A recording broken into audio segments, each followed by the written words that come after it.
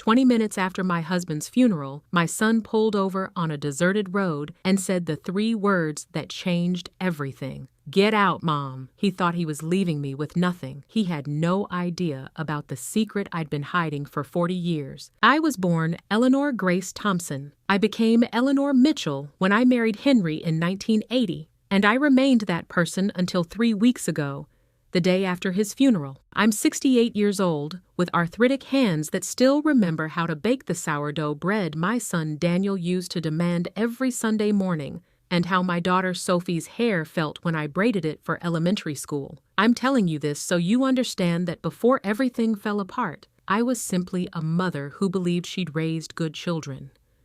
Henry's cancer took 14 months to kill him. Pancreatic cancer. The silent executioner that gives you just enough time to settle your affairs, but not enough time to live with the knowledge. At first, we kept it secret, just between us. Our children were busy with their own lives.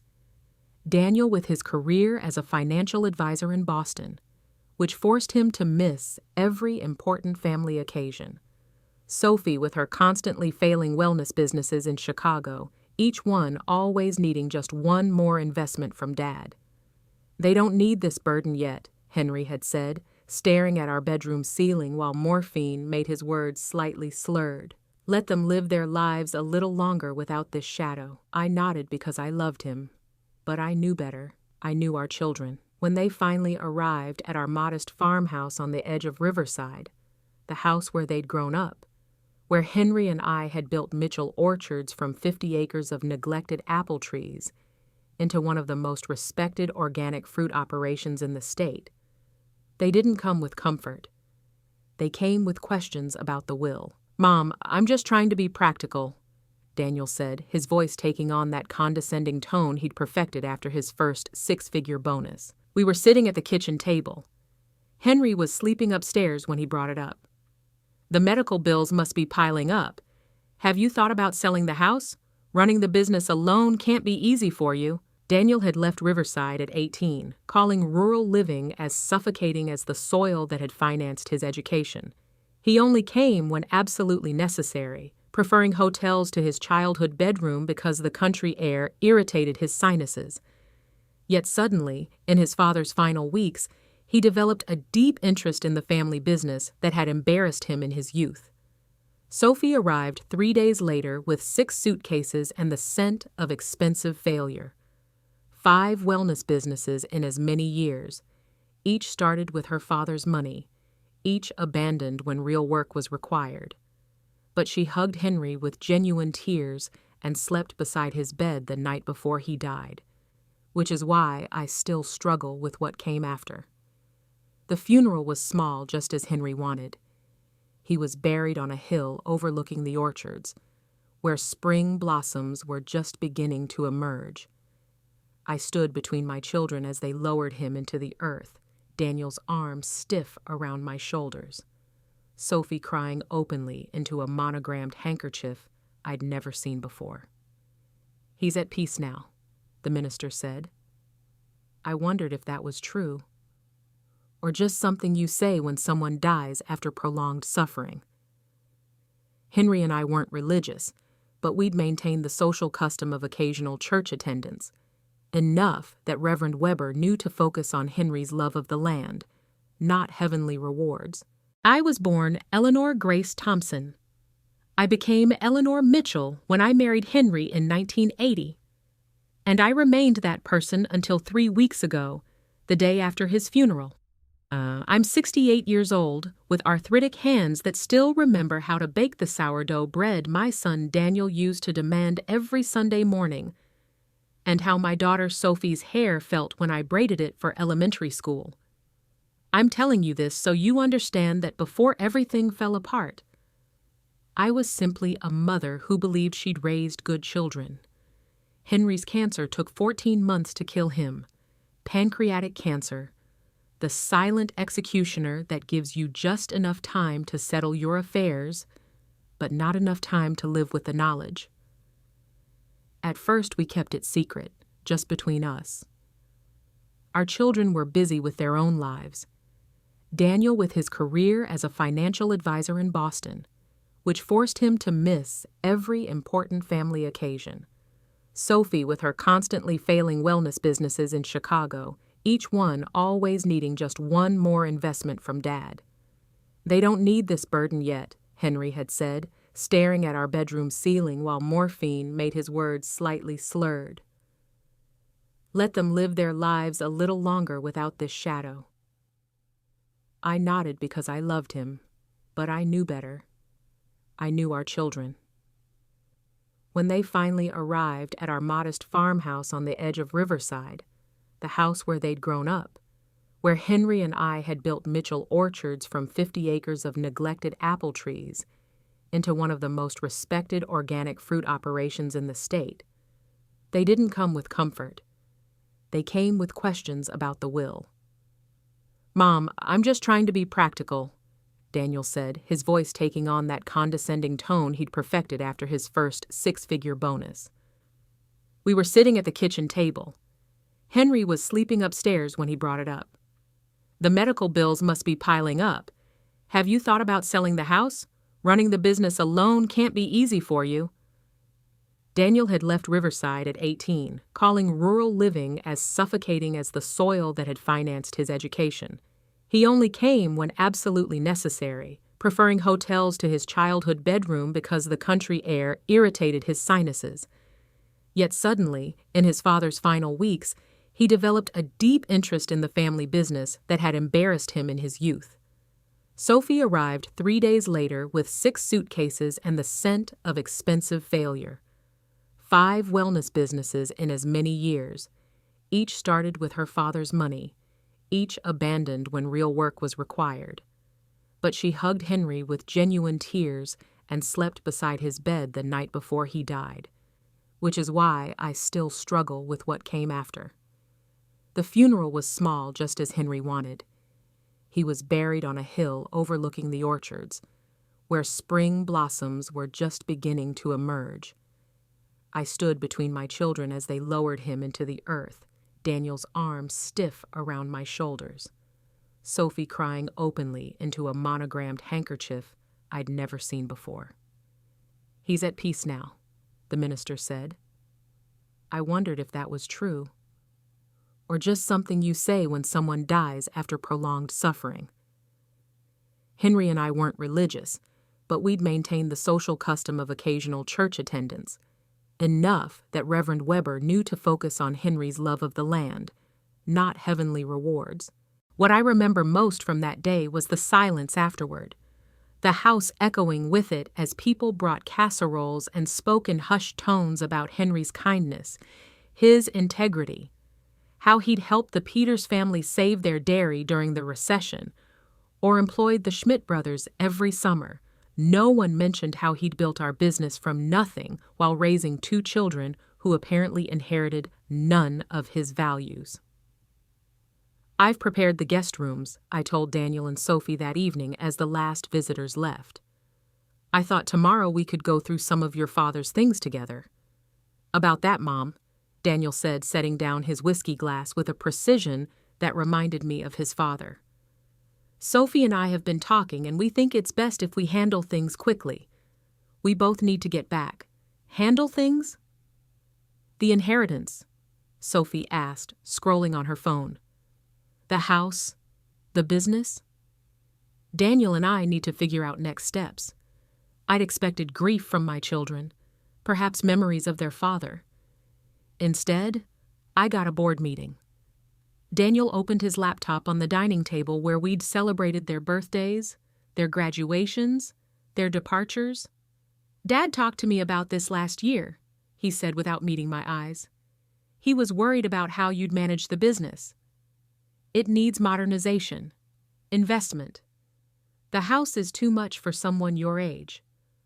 "My age," I repeated. The words tasted bitter.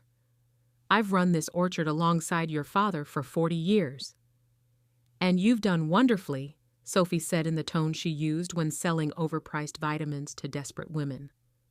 "But it's time to think about your future, Mom. A senior community would give you friends, activities. I have friends. I have activities. My voice sounded strange even to my own ears. This is my home.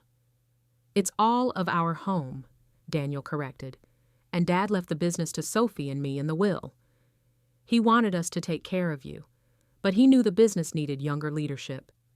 I stared at my son, this stranger in expensive clothing who thought he knew something about the earth that had fed him, the trees his father had nursed through drought, disease, and frost. Show me the will. He slid a document across the table. Not our family lawyer's letterhead, but something printed on Daniel's company paper. Henry's signature looked somehow wrong. Too perfect. Too even for a man whose hands had trembled with pain for months. You had him sign this while he was on morphine. The anger rising in me was something primal, something I hadn't felt since I'd chased a fox from our hen house with a broom when the children were small. He was lucid, Daniel insisted. He wanted us to make a fresh start with the business. There's an investor interested in the land. Investor, Sophie explained, her eyes lighting up at the prospect of money. For a luxury housing development. They're offering $7 million. Mom, we can all start fresh. Start fresh. As if the life Henry and I had built was something old, something to be discarded. As if the legacy of Mitchell Orchards, our sustainable farming methods, our refusal to sell to big supermarket chains that would exploit our workers, our annual donation of 10% of our harvest to local food banks, was nothing compared to the prospect of uniform houses for wealthy weekend visitors from Boston. Your father would never have sold this land for development, I said, my voice steadier than I felt. And I haven't signed anything. You don't have to, Daniel explained with practiced patience. The business was in Dad's name. The house, too. This state doesn't have community property laws. That's when I knew they'd planned it. Not just after Henry got sick, but perhaps before. How long had my son been waiting for his father to die so he could liquidate our life's work? How many times had Sophie called, not to ask about Henry's health, but to make sure her plan was still on track? I need time, I said, standing up. I'm going to bed. We'll talk more tomorrow. But there would be no talk. As I lay awake in the bed I'd shared with Henry, staring at the ceiling and listening to the familiar creaks of our old farmhouse, my children were preparing their final moves. Morning came with the smell of coffee, the expensive kind Daniel brought from Boston because our local brand was undrinkable. I dressed slowly, my joints stiff with grief, age, and the cold knowledge of what my children had become. When I came downstairs, they were waiting with a small suitcase I didn't recognize. We packed some essentials for you, Sophie said cheerfully. Daniel and I thought we'd drive you to Meadowbrook today. It's a beautiful senior residence, only 2 hours from here. I'm not going to any senior residence, I replied, pouring myself coffee. This is my home. Mom, be reasonable, Daniel said. The papers are done. We're closing with the investors next week. You can't stay here. I looked at my son, really looked at him, and found nothing of Henry in his face. Nothing of the boy who once followed his father through the orchard at dawn, asking endless questions about pollination and pruning. Just a stranger who saw me as an obstacle to be managed. I need my medications from the bathroom, I said quietly, and I'd like to take some photos. Of course, Mom, Sophie agreed, relief in her voice. Take whatever personal things you want. We can send the rest later. I walked through my home one last time, touching the worn banister that Henry had sanded and refinished every 5 years. The quilt my grandmother made that lay across our bed. The window seat where I'd read stories to the children on rainy afternoons. In the bathroom, I collected my medications, but also my passport and birth certificate from the hidden compartment in the medicine cabinet that Henry had built when we were afraid of burglaries in the late 80s. In the bedroom closet, behind Henry's collection of flannel shirts that still faintly smelled like him, I retrieved the small fireproof box with the one thing my children knew nothing about. When I came downstairs, my purse was heavier, but my heart somehow lighter with resolve. "Ready?" Daniel asked. Not really a question. I nodded and let Sophie take my arm as if I were already the frail old woman they wanted to make of me. We drove in Daniel's rental car, a black SUV with leather seats that stuck to my legs. I watched my home disappear through the rear window, memorizing the sight of spring buds on the apple trees, the weathered red of our barn, the stone chimney Henry had rebuilt the summer before Daniel was born. We drove through Riverside's small downtown, past the elementary school where I'd volunteered, past the community center where I still taught quilting classes on Wednesday evenings. But instead of heading to the highway toward the bigger cities where senior residences were located, Daniel turned onto County Road 27, a rural route that wound through fields before eventually meeting the interstate. 20 minutes later, he pulled over at the roadside next to an empty field. The engine idled as he turned to face me. "Here's where you get out, Mom," he said, his voice eerily calm. "The house and business are mine now." "What?" Sophie looked confused at least. "Daniel, what are you doing?" "What we discussed," he hissed. "Mom's not going to make this easy. She'll contest the will, make scenes, embarrass us in front of the investor. This is cleaner. She has her medications, some clothes. There's a gas station 5 miles down. She can call one of her quilting friends." He reached across me to open my door. "Get out, Mom." I looked at my son, searched for any sign of the child I'd loved, and found nothing. Then I turned to Sophie, whose wide eyes darted between us, her mouth opening and closing like a fish. "Sophie?" I asked, but I already knew. She would follow him. She always had. "I'm sorry, Mom," she whispered. "It's just, we need the money. I have debts." I nodded once, took my purse and the small suitcase they'd packed, and stepped out onto the gravel shoulder. The spring air was cool, smelling of fresh earth and the promise of rain. I stood there clutching my bag as Daniel drove away without looking back, Sophie's pale face visible through the rear window until they crested a hill and disappeared. No phone, no money, they thought. Just my name and what they didn't know I still possessed. And that's when I realized I wasn't alone. I was free. Free from pretending these people deserved my love just because I'd given them life. Free from the burden of maternal duty to children who saw me as nothing but an obstacle. I started walking, not toward the gas station Daniel mentioned, but toward a future they couldn't imagine. In my purse were my passport, my medications, and a deed. The original deed for 50 acres of land purchased in my maiden name before I married Henry, before Mitchell orchards grew. The most profitable 50 acres as it happened, including water rights that any investor would need. My children thought they'd left me with nothing. They would soon learn how wrong they were. The walk back to town took nearly 2 hours. My shoes, the comfortable flats I'd worn to Henry's funeral, weren't made for country roads. By the time I reached Meyer's gas station and store in Riverside, my feet had blisters, and the afternoon sun had burned my neck. I didn't care. Pain has a way of clarifying things, and with each step my purpose had crystallized. I didn't go inside immediately. Instead, I sat on the bench outside the store and watched pickup trucks and sedans come and go.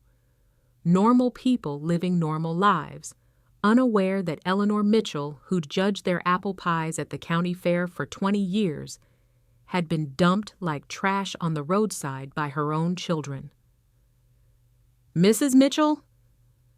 I looked up to see Carl Meyer, the third-generation owner, wiping his hands on his apron. "You all right? You're looking a bit pale." "Just taking a break, Carl. It's been a long day." He nodded, glancing at my suitcase. "I was so sorry about Henry. He was a good man." "Yes, he was." I straightened up. "Carl, could I use your phone?" I forgot mine. Of course you can. He led me inside, past the beer coolers and snack racks to the small office behind the counter. Take your time. I didn't call my quilting friends as Daniel had suggested. I called Marcus Hartley, our family attorney for 30 years. Eleanor, I tried to reach you yesterday. I was surprised you weren't at the will reading. My hand tightened on the receiver. What reading? Marcus was silent for a moment. The will reading. Your son presented a document, but I had concerns. I tried to contact you. I was indisposed, I said, my voice steady despite the rage building inside me. Marcus, I need your help, and I need discretion. You have both. My office in an hour? I'll be there. I bought a cheap prepaid phone with cash I'd hidden in a compartment of my purse. Emergency money that Henry had insisted we both carry after we were stranded with a flat tire years ago.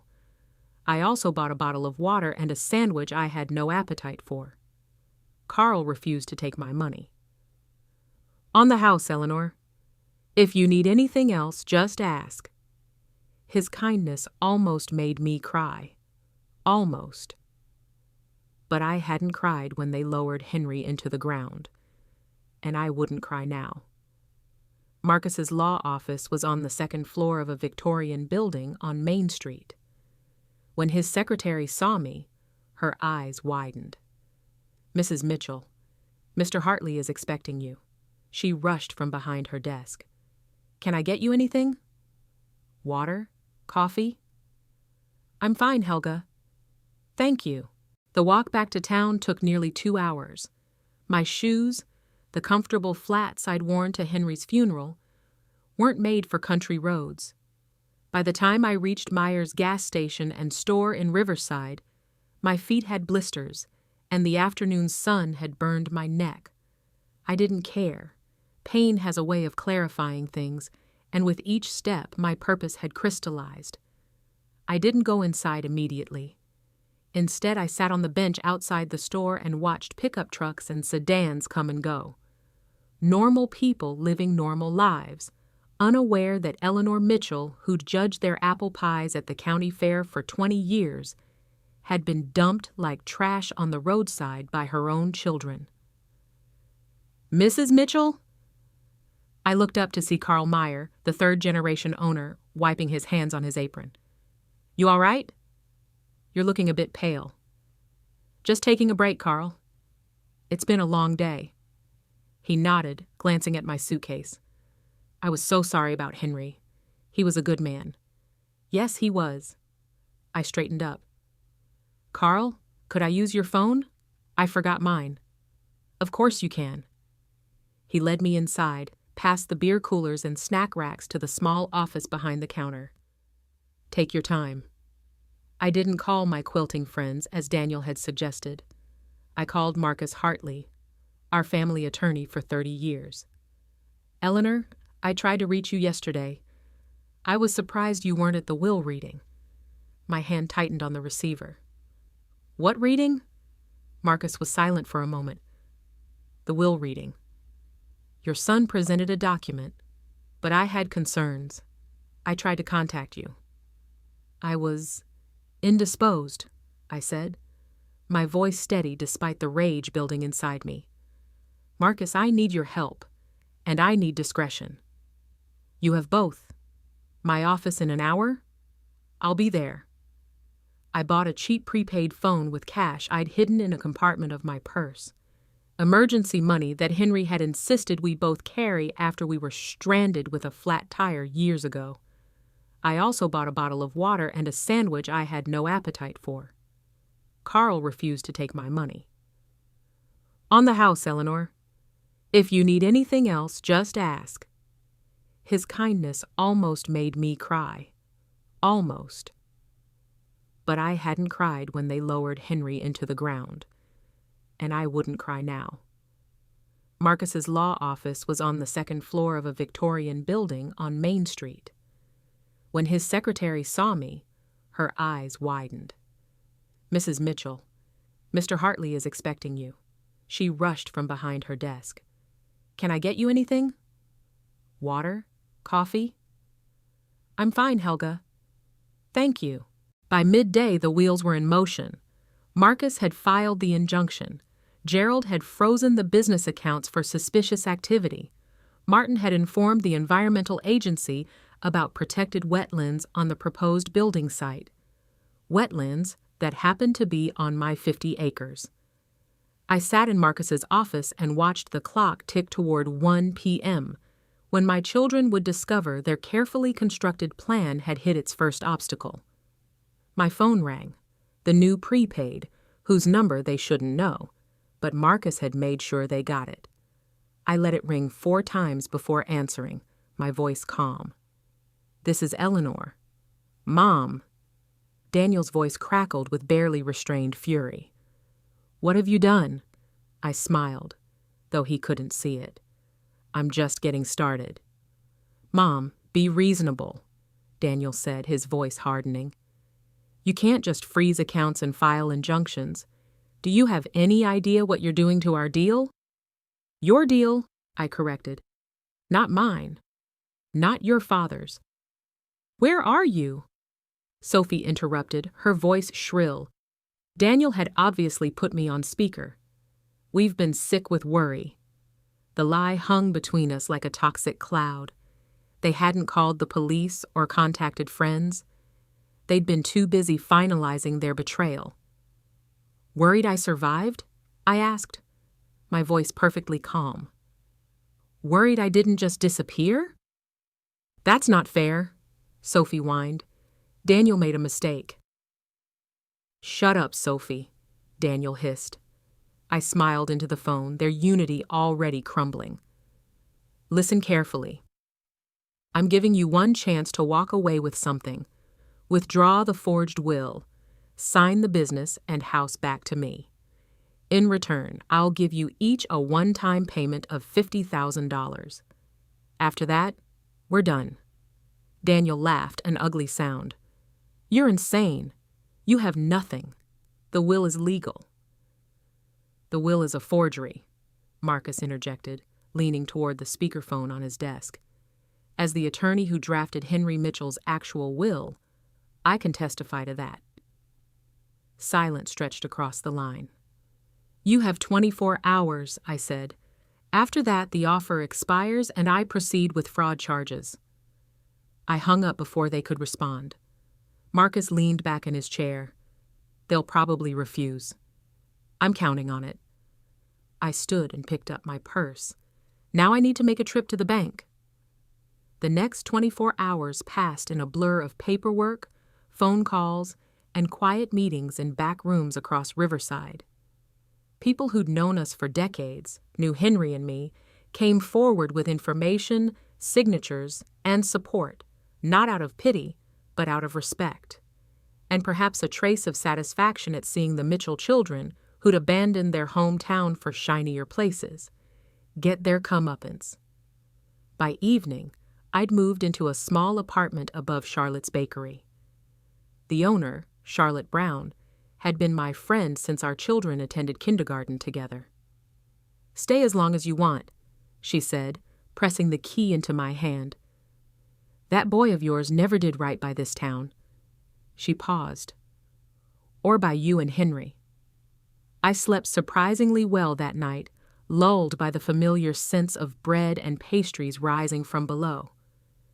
In the morning, I dressed in clothes Charlotte had lent me, jeans and a sweater that fit well enough, and prepared for war.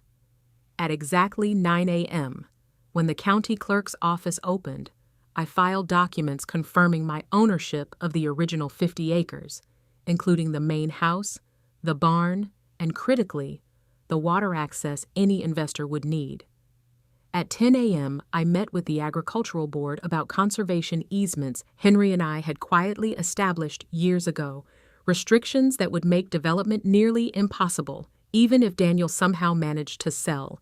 By noon, I was sitting in Sarah's office at the Riverside Gazette, providing documentation for a story headlined, Local Orchard at Center of Inheritance Dispute. Investor plans threaten protected agricultural land. At 2 p.m., My phone rang again.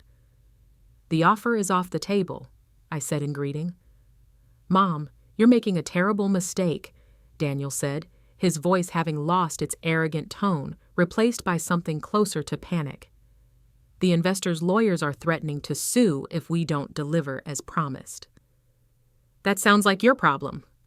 "Our problem?" Sophie interrupted. "Mom, please. I used the advance payment to cover debts. If this falls through, I'm ruined." "You should have thought of that before you left me on the roadside."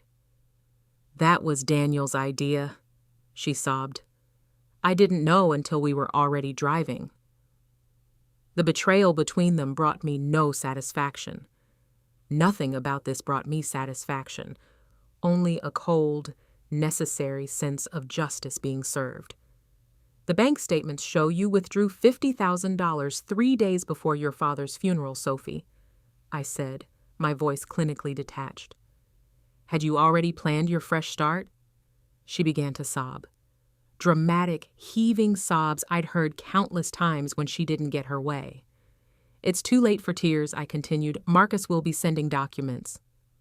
You both sign, relinquishing all claims to Mitchell Orchards and the house. In return, I won't press charges for fraud, attempted elder abuse, and theft." "And the $50,000? Daniel asked, his businessman's mind still calculating. "That offer has expired," I replied. "You stay out of prison. That's all." I hung up, set the phone down, and stared out Marcus's office window at the town where I'd spent my entire adult life. Across the street, the farmers' market was being set up like every Thursday, people going about their business, greeting neighbors, examining produce, living normal lives where children don't abandon their mothers on roadsides. "They'll fight," Marcus said, setting a cup of tea beside me. "Let them." I didn't touch the tea. "I need to make one more call." I dialed a number I'd memorized decades ago, but rarely used. "Robert, this is Eleanor Mitchell. I think it's time to call in that favor." Robert Wagner had been Henry's roommate at Boston University before we met.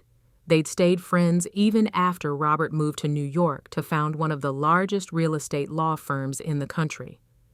30 years ago, Henry had loaned Robert money when his first firm collapsed. Money that rebuilt a practice now known for dismantling predatory investors. "Eleanor," his voice warm with recognition. "I was going to call since I heard about Henry." "I appreciate that, Robert. But I'm calling because I need your expertise. My children have forged Henry's will and tried to sell our land to a development company. I need someone who knows how to take down corporate predators." There was a brief pause. "Send me everything you have. I'll be there tomorrow." That night, I sat in Charlotte's apartment with a cup of tea, reviewing documents by lamplight. Charlotte knocked and entered with a plate of fresh pastries. "You should eat something, Eleanor. You've barely touched food in days." I accepted a croissant I had no appetite for. "Thank you, Charlotte." "For everything." She sat across from me, her weathered hands folded. "Did I do the right thing, raising them the way we did? Henry and me?" The question slipped out before I could stop it. Not sentimentality, but genuine curiosity about where I'd failed. Charlotte's hands paused in the dough she was kneading. "You and Henry were good parents, Eleanor. Some people just turn out bad no matter what soil they're planted in." I accepted her answer with a nod, pushing aside the useless question. It didn't matter anymore. The past was buried with Henry. Only the future and my justice remained. Morning brought Robert Wagner, impeccably dressed in a suit that probably cost more than 3 months' profit from Mitchell Orchards, marching into Marcus's office with 2 assistants in tow. "Eleanor," he hugged me briefly, then immediately turned to business. "We've already filed injunctions against Platinum Crest in 3 counties. Now we add yours. Within the next 2 hours, I watched a master at work. Robert didn't just understand the law. He wielded it like a scalpel, precise and devastating. By noon, he drafted documents that would not only block the sale, but potentially trigger a state investigation into the investor. "Your children's signatures," he said, pushing papers across Marcus's desk. "We need them to officially renounce their claims based on the forged will." Marcus says they're refusing. "They'll sign," I said with certainty. "They just need the right motivation." I pulled out my phone and made another call, this time to Thomas Winter, Gerald's son and the county's assistant district attorney. "Thomas, this is Eleanor Mitchell. I'd like to discuss filing criminal charges." Robert raised an eyebrow but said nothing as I arranged a meeting for later that afternoon. When I hung up, he nodded approvingly. "You were always tougher than Henry gave you credit for." "Henry knew exactly how tough I was," I corrected. "He just never thought I'd have to use it against our own children." Shortly after 2 p.m., my phone rang again. Daniel, his voice clipped and formal. "We'll sign the papers, but we want something in writing that you won't pursue charges." "I already offered that yesterday. The terms have changed." "What do you want?" He sounded defeated, which gave me no pleasure. "Be at Marcus's office at 4 p.m. Bring Sophie. I'll lay out my terms then." When they arrived, I was already seated between Robert and Marcus, a united front of legal firepower. My children looked terrible. Daniel unshaven, his expensive shirt wrinkled. Sophie with smeared makeup and hastily tied back hair. Neither could meet my eyes. "Sit down," I said, gesturing to the chairs across from us. "This won't take long." Robert slid the documents across the table. "Mrs. Mitchell has agreed not to pursue criminal charges for the forged will, fraud, elder abuse, and attempted theft of business assets worth approximately $12 million. In return, you both sign these papers acknowledging the will was forged and relinquishing all claims to Mitchell Orchards, the residential property, and all associated assets." Daniel skimmed the document, his face going pale. "This says we give up our entire inheritance." "Yes," I said simply. "But that's—" Sophie began. "Exactly what you tried to do to me," I finished for her. "With one difference. I'm offering you a legal way out, not abandonment on a roadside." "Mom, please," Sophie's voice broke. "I know we made a terrible mistake, but—" "Stop." I held up my hand. "This isn't a negotiation. Sign or I walk across the street to the DA's office and file charges. Thomas Winter is waiting for my call." At the mention of the assistant DA's name, Daniel's already pale face turned ashen. He knew Thomas from school, another local boy he'd looked down on who now outranked him. "You would really do that? Send your own children to prison?" There was genuine disbelief in his voice, as if the woman who'd baked his favorite cookies and bandaged his childhood scrapes couldn't be so cold, so unforgiving. "The woman who would have forgiven you anything died on County Road 27, I replied calmly. "You left her in the dust." Daniel looked away first, then reached for the pen Marcus offered. His signature was shaky but legible. Sophie took longer, tears dripping onto the paper as she signed her name. "What happens now?" she asked, her voice small. "Now you leave Riverside," I said, collecting the signed documents. "Both of you, today. If I see either of you in this town again, I will file charges regardless of what you signed." "And the investor?" Daniel asked, one last attempt to salvage something. Robert smiled thinly. "Platinum Crest will be formally notified that the property was never and will never be for sale. They'll also receive notice of our intent to file suit for their involvement in what appears to be a conspiracy to defraud a widow." They left without another word, shoulders hunched in defeat. I watched through Marcus's window as they walked separately to their cars.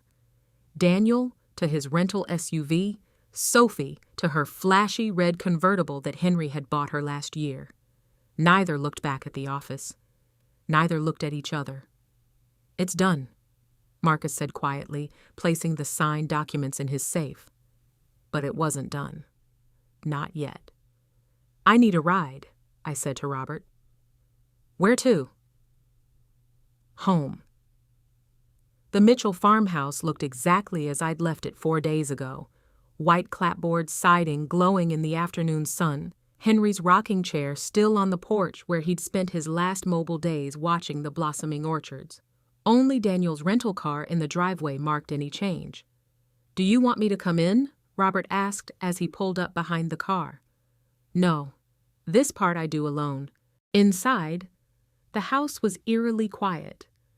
I walked through the ground floor, noting small disturbances.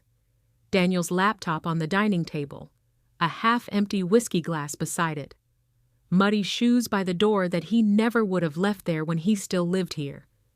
Daniel! I called out, my voice echoing through the rooms that had witnessed 40 years of my life. No answer. I climbed the stairs, my hand trailing over the banister Henry had hand-carved in our first year in the house. Upstairs, I noticed the bedroom door was ajar, light spilling into the hallway. I pushed it open. Daniel stood at the window staring at the orchard, his back to me. The room was ransacked, drawers pulled out, closet doors open, Henry's belongings scattered across the bed we'd shared for 4 decades. Looking for something? I asked coldly. He didn't flinch, didn't turn. I know there has to be more. Dad wouldn't have left everything to you. Your father trusted me, something you clearly never learned.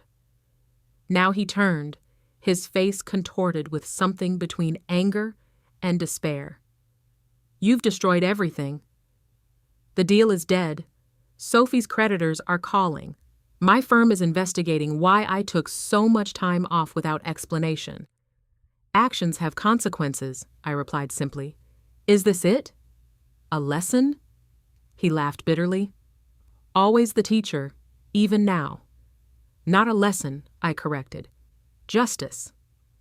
I walked to the bookshelf and pulled out an old, leather-bound copy of Walden, Henry's favorite book that he'd read to me on long winter evenings when the children slept.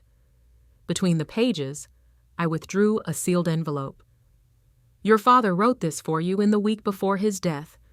I was going to give it to you after the funeral, before I understood what you really are.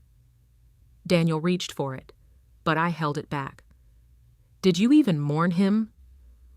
Or were you too busy planning how to profit from his death? Something flickered across his face. Perhaps shame, perhaps just annoyance at being caught. I loved Dad. You loved what he offered you, I corrected. Security? Status? A safety net for your riskier ventures? What was it this time, Daniel? Another bad investment? Gambling debts? His silence was answer enough. Your father built something that could have fed generations if you'd had the patience to nurture it. I placed the envelope on the dresser. Instead, you tried to sell it for quick money. The orchard business is dying, he spat. Dad was too stubborn to see it, too attached to old-fashioned methods. The development would have made you rich, I finished, while destroying everything your father valued. I turned to the growing crowd of onlookers. Tell me, do these ungrateful people deserve anything they've lost? The crowd's energy shifted. Their eyes, previously filled with gossip, now filled with judgment, directed squarely at Daniel and his enablers. Daniel's face went red, like a cheat caught mid-scheme. You're lying. We never said you should work for an old man. Really? I said calmly. I'll let everyone hear the recording. I'll let them hear your exact words. Her face paled, and for a moment I saw real fear in her eyes. That recording must be edited. I'm not listening to this garbage. Her voice broke as she turned and rushed to the door. Eleanor, you're cruel to your core. Someday you'll get what you deserve. With that, she stormed out, slamming the door behind her. I finally exhaled. It was over for now. But I knew I shouldn't think it was truly finished. With so much money at stake, People like Daniel and Sophie never stay quiet for long. What I didn't expect was how quickly Daniel would resurface. The next morning, the concierge handed me a huge bouquet of flowers, saying someone had left it at the door for me. There was no card, just expensive roses and lilies.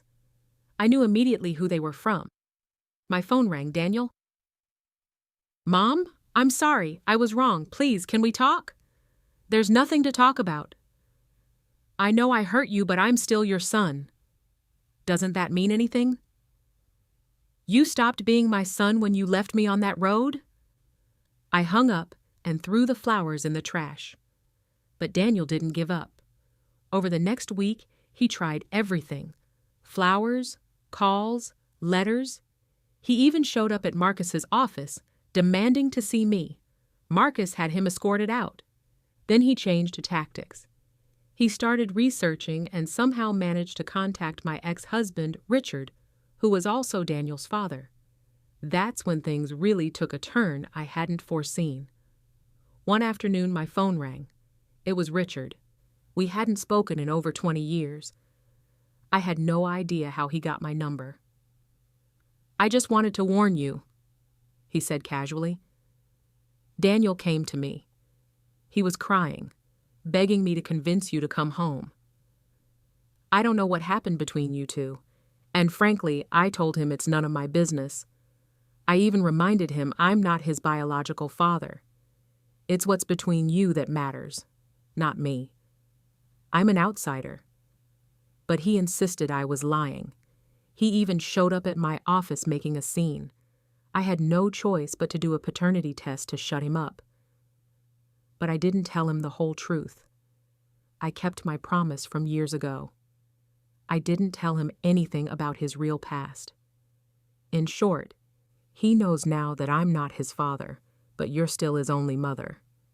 I hung up and braced myself. I knew it was only a matter of time before Daniel came knocking at my door again. If he did, I'd be ready. I'd tell him everything, the truth I'd tried so hard to avoid.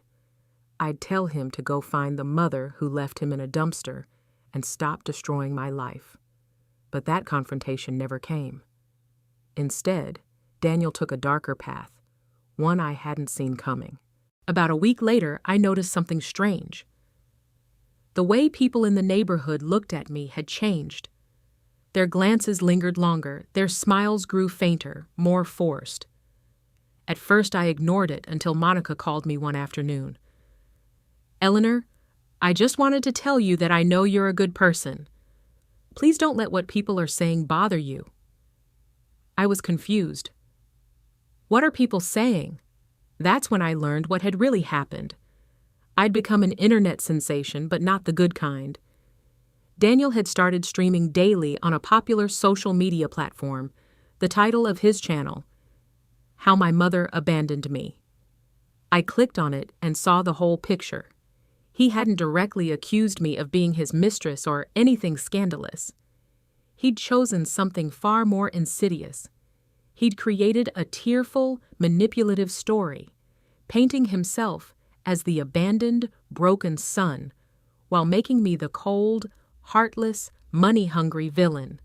In his streams, he said things like, "My mother never really loved me. I worked hard, studied hard, and she didn't support me in the slightest. The year I went to college, she moved to another city to work as a housekeeper for rich people, leaving me alone in a tiny rental apartment. When I got married, she didn't contribute a single dollar. Not even when my wife got pregnant did she offer the slightest help. Now that she's suddenly rich, she's cut me off completely, as if I never existed. I don't even want money. I just want her to acknowledge me as her son. But she won't even say my name. Now she lives in a mansion, drives luxury cars, and enjoys a high society life while I'm condemned and humiliated on the streets." The comment section exploded. People split into two camps. Some pitied him, others called me heartless. And of course, there was the mob. A mother like that doesn't deserve the title. She should be ashamed. So pathetic. I'd give anything to give him the love he never had. His stream was a massive success. His follower count skyrocketed. He even started selling merchandise and products on his channel, using the wave of sympathy donations from his so-called supporters. We're the warmth your mother never gave you. You deserve better, sweet boy. She doesn't deserve happiness. And then it got worse. People started snooping into my private life. My name, my photo, my address. Everything started circulating in the comments and reposts. I was officially the face of a social media villain, the most heartless mother on the internet. That night, my phone rang again. This time, it was my lawyer. "Eleanor, we can take immediate legal action," he said. "We can request removal of defamatory content, demand a public apology, and seek damages." I paused for a moment, then smiled calmly. "No rush. Let him keep going for a bit. I'll handle this myself first." That same night, I registered my own account on the streaming platform and launched my own live channel. I called it, "So This Is the Mother Daniel Abandoned." First, I joined Daniel's stream and donated several $1,000s, which immediately grabbed attention and activated the live chat. Then I sent a message that appeared on screen for everyone to see. "Hello, everyone. I'm the heartless mother Daniel's been talking about. He's been complaining for weeks that I cut off his financial support. Come to my channel. I'll show you the truth. Tonight, I'm giving away $100,000 in prizes. First come, first served." Within seconds, a flood of viewers poured into my stream. The traffic skyrocketed, and I began distributing the promised rewards. The comment section exploded with excitement. "Thank you, generous mom. This is the real content queen. I'm taking notes. She's more loving than my own mother." Riding this viral momentum, I officially began my live stream. I spoke directly to the camera, wasting no time sugarcoating anything. First of all, yes, I cut financial ties with Daniel. But that doesn't make me heartless, and it certainly doesn't mean I abandoned him. People deserve the whole story. I didn't walk away because I stopped loving him. I walked away because his entitlement became unbearable. When I received the inheritance from my late employer, I planned to leave everything to Daniel and his wife. But you know what their response was? Instead of gratitude, they accused me of imposing myself on them and ganged up to throw me out of the house. They even suggested I should move in with a strange old man as a housekeeper, because to them, my only value was to keep working and bringing money into their household. To them, I wasn't a mother. I was a bank account. As I spoke, I pulled up a scan of the trust documents from my former employer, a legally certified statement showing I'd inherited approximately $8 million. The money I have comes from a legitimate trust left to me by a woman who treated me like family. She valued me. She saw me as a person, unlike my own son, who saw me as nothing but a source of income. And let me be clear, every penny I earned, every sacrifice I made, I did willingly. I raised Daniel, paid for his education, supported his dreams. But when I needed him most, when I was grieving, vulnerable, and heartbroken, he dumped me on the side of the road like garbage. The chat erupted again, but this time the tone had shifted. "Wait, what? He threw her out? She has $8 million and he's complaining about support? This man is absolutely disgusting." I wasn't done. I leaned closer to the camera. And here's something else Daniel conveniently left out of his sob story. I'm not even his biological mother. The chat went silent for a split second, then exploded. "What? Is this real? Oh my God. I adopted Daniel when he was an infant. He was abandoned, left in a dumpster by his birth mother. I took him in, raised him as my own, loved him unconditionally. I gave him everything I had. And this is how he repays me? By dragging my name through the mud for internet clout? I uploaded a scanned copy of the official adoption certificate. This is the document issued by the state. Verified, public, and authentic. The comment section exploded again. That's it. End of discussion. She's telling the truth. This isn't just betrayal. This is moral bankruptcy. He used her love, her money, her life, and is still trying to destroy her. Sue him. He deserves no platform. And just when I thought it couldn't get worse for Daniel, he doubled down. Back on his own stream, he tried to spin it. So what if I wasn't her biological son? She didn't have to save me. I never asked for it. Maybe if she hadn't taken me in, a real family would have adopted me. She ruined my life. She should never have interfered with my fate. That was the drop that made the dam burst. The internet exploded. You're angry because she saved you? This is the most disgusting thing I've ever heard. Expose this monster for who he really is. Shame on him. Within a day, public opinion had completely turned. Daniel went from a pitied victim to a reviled parasite living off his adoptive mother's blood. His streaming channel was permanently banned from the platform. That night, my lawyer filed a formal lawsuit against him for defamation and harassment, seeking damages and full reimbursement of legal costs. We also requested a court order legally prohibiting him from making further defamatory statements or attacking me on social media. The court ruled in our favor. Daniel was found guilty of violating cybersecurity and defamation laws. He was ordered to pay damages, cover all court costs, his access to streaming platforms was revoked, and his social media accounts were permanently suspended. I was finally completely free. There wasn't a trace of Daniel left in my life, and there never would be again. A few months later, I got the house back, the one that had once been mine. Through a careful legal process, my attorney team managed to reclaim ownership. On the day everything was finalized, I stood in the living room, watching the familiar curtains as sunlight flooded across the wooden floor. I walked slowly to the window and looked out at the orchard. The apple trees were heavy with ripening fruit. The harvest this year would be good, perhaps our best ever. I wasn't managing it alone, of course. The new manager I'd hired, Martin's daughter Lena, had already proven herself more than capable.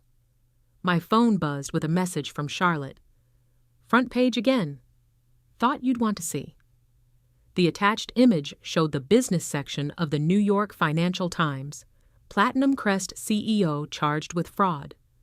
The subtitle mentioned Mitchell Orchards as the case that triggered the investigation, ultimately uncovering a pattern of exploiting elderly people across 3 states.